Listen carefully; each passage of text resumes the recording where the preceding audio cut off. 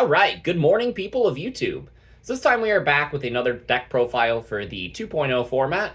This time we have Lordknightmon.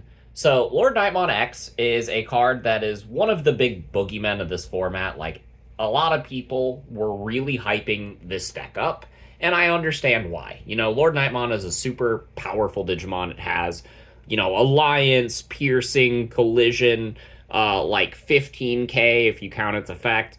And then it's just it de-digivolves, it turns off evolutions for a turn. It's just a really phenomenal card. And especially in a purple deck, like having access to like the Dark Animal engine and just a bunch of other really good tools that were already in this game makes it a very reliable deck to take to something like Nationals. This is a deck that is focused on offense. You blitz your opponent's security down in one turn and provide yourself a really thin line of defense. But if your opponent can't respond to everything that you've done, then you just can beat them on the following turn. And it's a really reliable deck at doing that. So if you guys like this kind of content, make sure you guys like and subscribe. And we will start, as always, with the Digitama. The only one you need is Sunomon. Draws you a card when you discard. This is the only thing that you should be playing because you discard a lot when you're going up your line and you need to see your pieces. For the rookies, you're going to play 4 copies of all the ones in your main line, and I'm going to give you your main line first when we get to each level. So Goblimon is the main rookie that you want to see in your opening stack. Again, like I said, you're discarding a bunch of cards as you're going up. This one gets you a memory when you do that. Makes all your plays cheaper. It's a mandatory 4-0 for the deck. I'm playing 3 copies of Ignitemon because it has an inheritable effect to gain me a memory, which whenever we get to our level 5 line, this is going to give me a memory just like the Goblimon would. So it's essentially like playing 7 Goblimons, but this one also works with Merva, which is pretty nice. Your when attacking effect comes up rarely in this deck, but you can make use of it. Overall, this is just a phenomenal card, and having 7 rookies that I want to put as inheritables for my opening stack is pretty consistent. And then we're playing a couple of Floodgates. I got 2 copies of Gazimon and 1 copy of Psychmon. Honestly, I'm considering dropping like an Ignite and going up on a Gazi. I wouldn't drop the Psych just because Death X can really hurt your setup. So I do like this as a one-of. You can constantly loop this back with things like Cerberus X. And Gazi is really strong into this entire format. So these are the rookies that I am playing. It's pretty streamlined. This deck gains a lot of value from streamlining your pieces and making sure that you're seeing optimal stacks. And that's kind of the theme that you'll be seeing us go with on this video. So, speaking of optimal stacks, this is our most optimal level 4. This is Doberman X. So you're going to evolve into this. You're going to draw for evolving. You're going to draw another one for your when digivolving effect. And then you're going to pitch a card, which sets up your Cerberus X play. It gets you an extra draw off Suno. Gets you a memory off the Gobbly. Its inheritable effect gets you more memory whenever you play a dude. So that, again, that combos with the Cerberus X. And if you have the X antibody or the Dober, then you get something Retal. This is really good, again, off the Merva, because you can burst a bunch of memory boost and Merva in the end game if you absolutely need to, or use Merva to set up a good defensive line. And then you just have retaliation blockers because of the Dober X and the Merva combo, and that's pretty nice. This card is just the best level 4 that you could play in the deck. Some players are calling for this card to be limited. I don't necessarily agree with that take, but this card is super powerful and facilitates a lot of advantage, so I do understand where they are coming from. We are playing 2 copies of the Baby Doberman from BT16. Giving us Blocker is nice, and it's on play in Windage Evolving, so if this is the level 4 that you bring back out off of Lordknightmon, then you can get some amount of defensive play, which is nice. Also, if you aren't drawing your X antibody, you can evolve this in the back and then promote this and then start your combo that way. This is really the only level 4, aside from like an Ogremon that I'm going to be putting in, that we would ever want to evolve in the back. So we're playing those 6. This is the card that I'm replacing for the Ogremon. I have the single copy of Garurumon X. This card is really good. My problem is it's only optimal if you have the X antibody.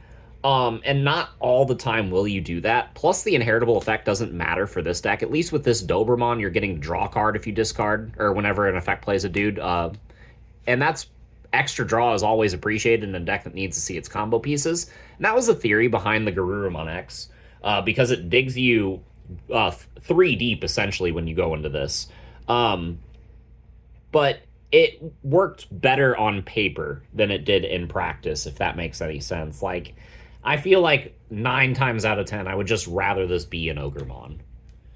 So for the last level 4, we are playing 2 copies of Deltamon.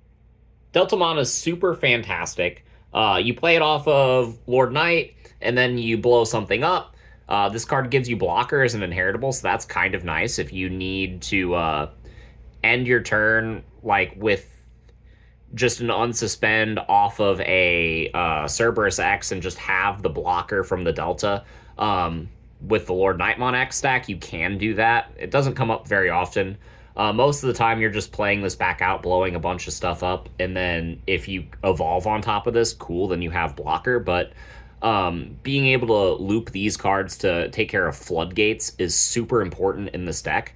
Not only that, but if you do decide to play the Zed Millenniumon in this deck, which functions kind of like a Blitz Omni for the deck because of Overclock, you can evolve Lordknightmon X into Zed Millenniumon for the final attack and blow up a composite trait Digimon to deliver that final swing, and that's what this is. So this is Zed Millennium food, and that's cool if you decide to go that route. But even if you don't decide to go that route, this card taking care of floodgates is something that is absolutely necessary for the deck. So we are on those for our level 4s. For our level 5s, I am playing 4 copies of Cerberusmon X. Best level 5 you can play. The inheritable effect to get you an unsuspend by blowing something up is great. Like, you can swing Lordknightmon, tap the rookie that you played off of this with Alliance, and then swing for your 2 checks, and then after you trigger the Alliance, you trigger the win attacking of this to blow up the rookie that you just suspended to get your unsuspend.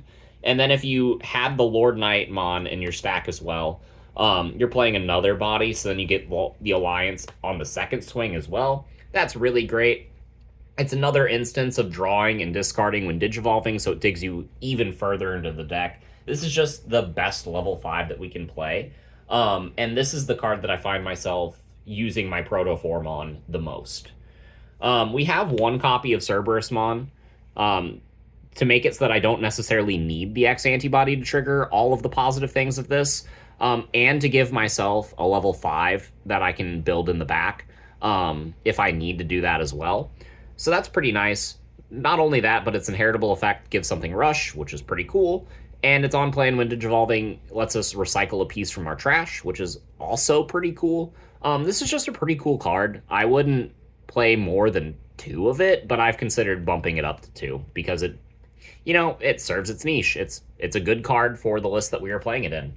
But then my last level 5 was something that I started playtesting, and then after I started playtesting it, I see a bunch of other people playtesting it as well, and I was like, okay, I guess we all had the same idea at the same time.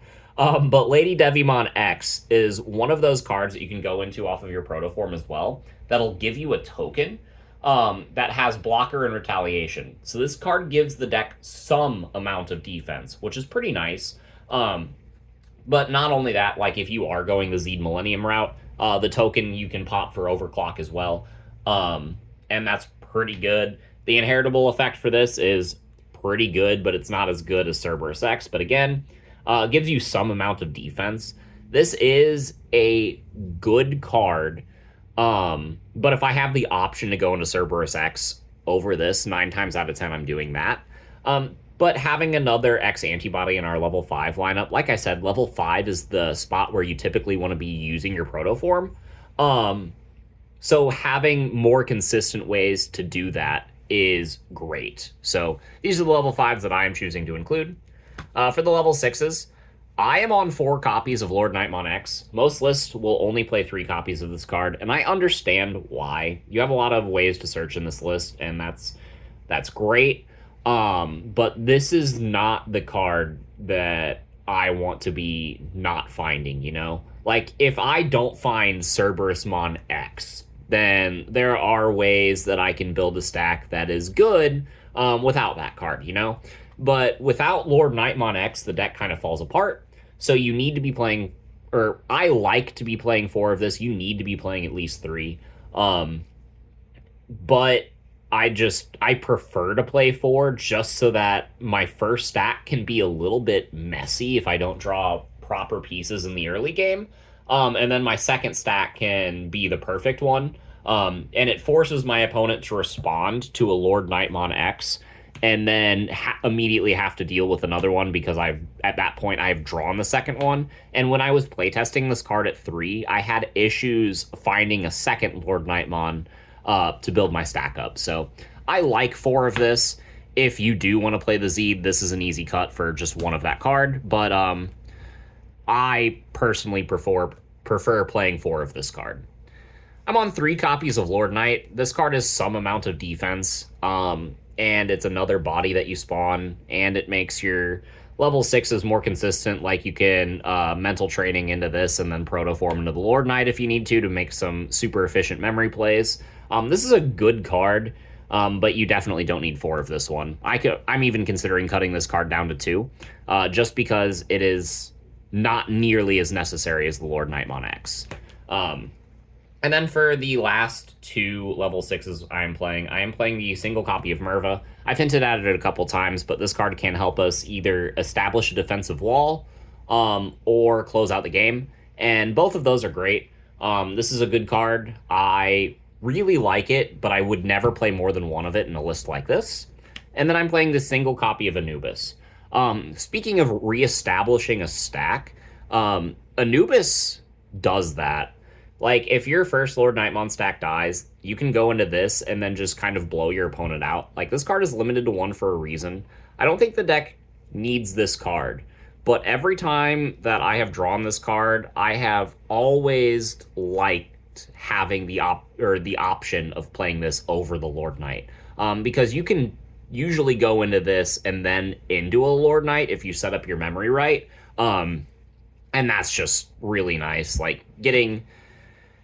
just going extra wide, blowing up more things, drawing more cards, getting 2 level 6s with a bunch of good inheritables whenever you do anything is really good for the deck. So that is it for the level 6s. I'm playing 1 level 7, and it's the Ruin mode.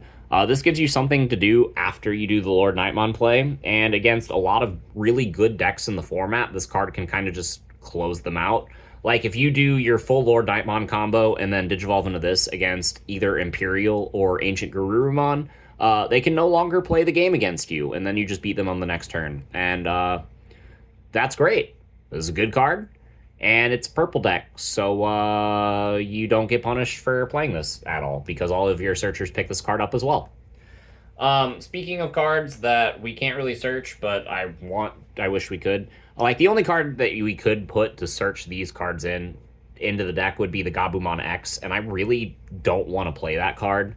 But I am on 3 copies of X Antibody Protoform and then 1 copy of the BT9X Antibody.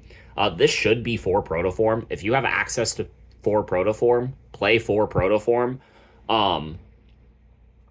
I do not have access to 4 Protoform, so I am substituting this because the deck needs X Antibody.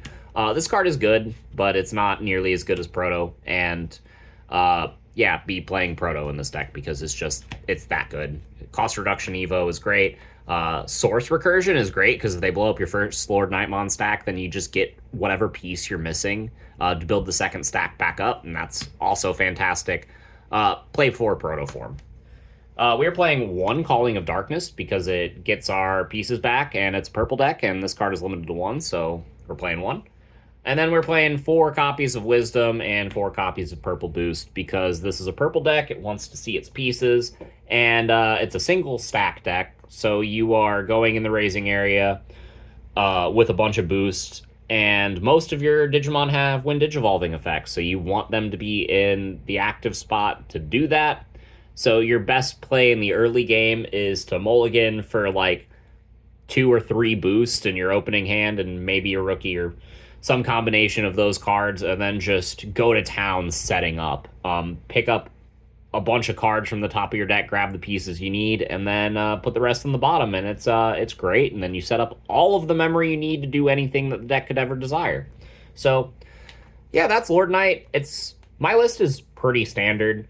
So this is kind of what you should expect to see if you ever get paired against this deck. But let me know what you guys thought in the comments down below, and we will see you all in the next video. Bye, everyone.